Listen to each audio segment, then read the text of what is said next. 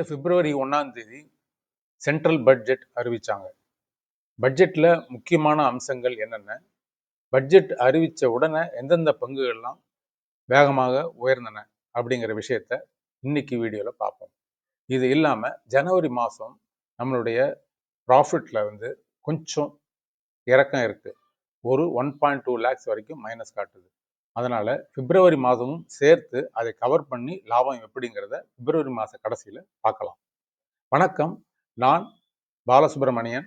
இது என் பாலா ஃபினான்ஸ்ங்கிற சேனல்.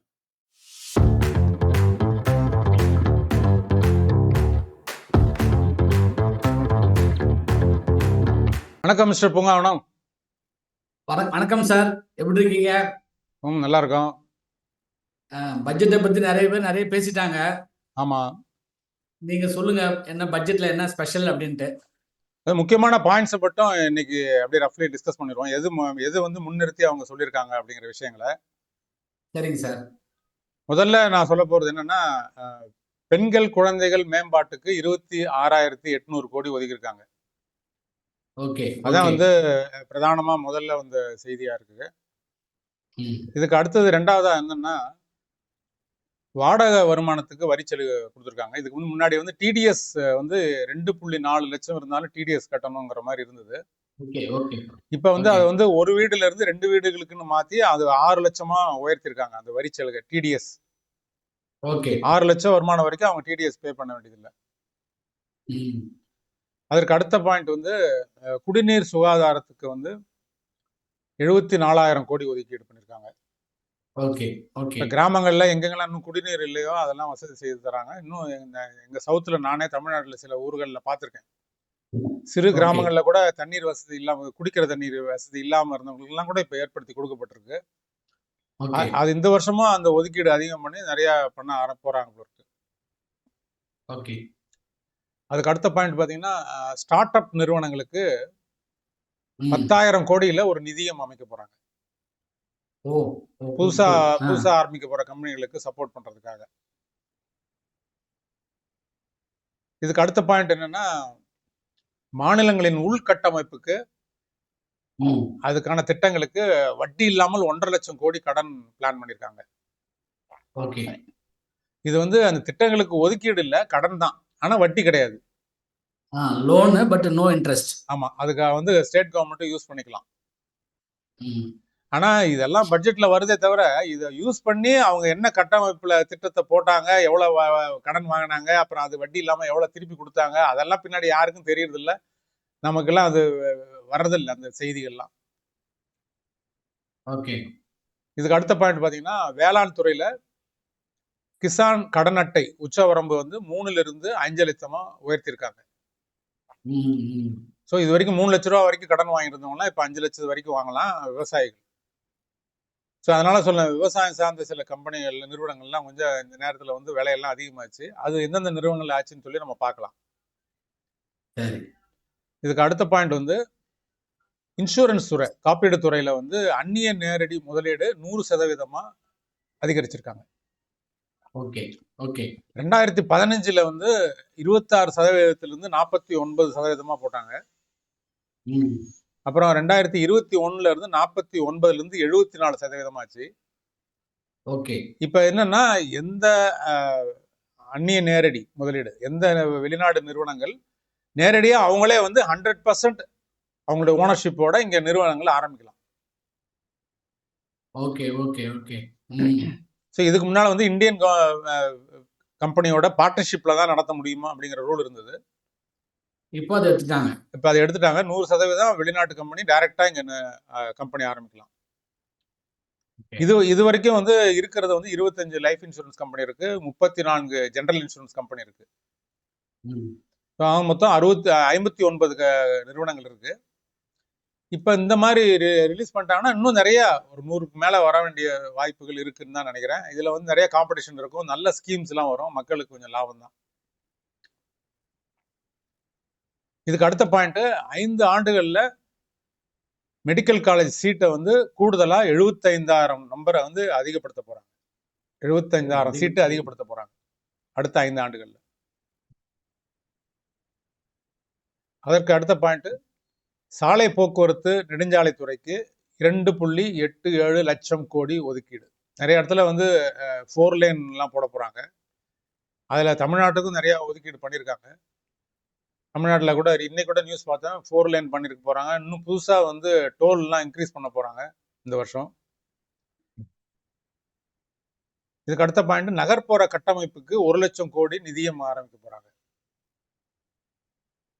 அப்புறம் பாதுகாப்பு துறைக்கு 6.81 லட்சம் கோடி. பாதுகாப்பு துறைக்கு வருஷம் வருஷம் ஒதுக்கீடு பண்றதுதான். போன வருஷம் வந்து 6.21 லட்சம் கோடி, இப்ப 6.81 லட்சம் கோடி. வருஷம் வருஷம் அதை கூட்டிக்கிட்டே தான் போறாங்க. Okay okay. இதுக்கு அடுத்த பாயிண்ட், டெலிவரி ஊழியர்கள் அவங்களுக்கு 1 கோடி பேருக்கு புதிதாக ஒரு மருத்துவ காப்பீடு.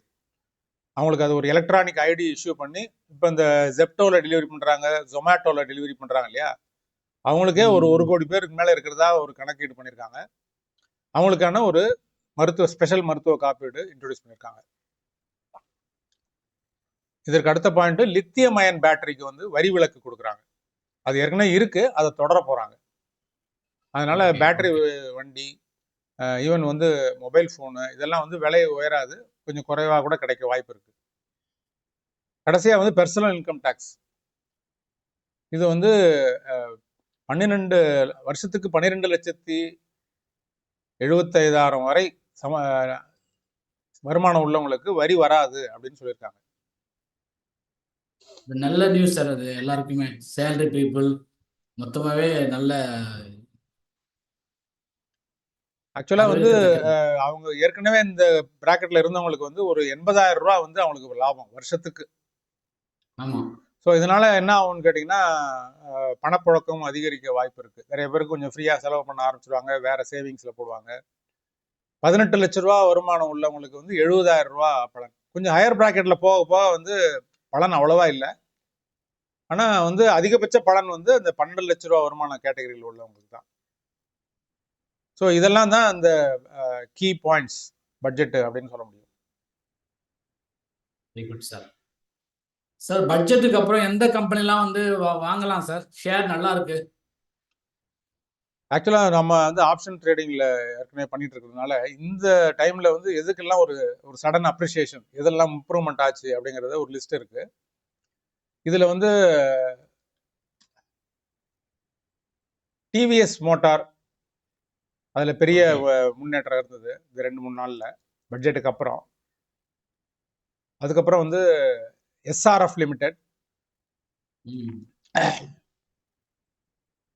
லிமிடெடும் நல்ல மூவ்மெண்ட் இருந்தது. நவீன் ஃப்ளூர், இந்த அக்ரிகல்ச்சர் பேஸ் பண்ணி இருக்கிற கம்பெனி எல்லாம் வந்து chemical company, agriculture base company, அவங்கெல்லாம் வந்து நல்ல மூவ்மெண்ட் இருந்தது.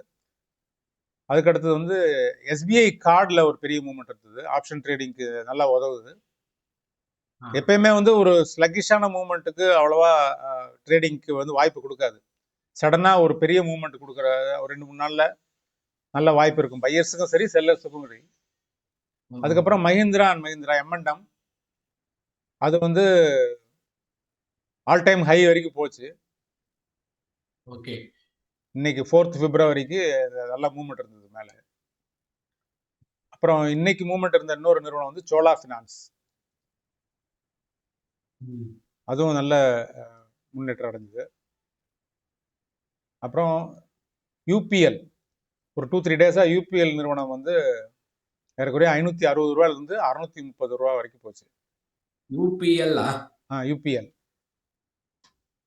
அப்புறம் டைட்டன் நிறுவனம், அது வந்து ஒரு 2 நாளா நல்லா மூவ்மெண்ட் இருந்தது. 3630 வரைக்கும் மூவ்மெண்ட் போச்சு. கடைசியா வந்து யூபிஎல்னு ஒரு நிறுவனம், இது வந்து ட்ரேடர்ஸுக்கு வந்து ஒரு 2-3 நாள் நல்ல வருமானத்தை கொடுத்துட்டு அப்புறம் லைட்டா ரிட்டர்ன் ஆயிருக்கு. ஓகே.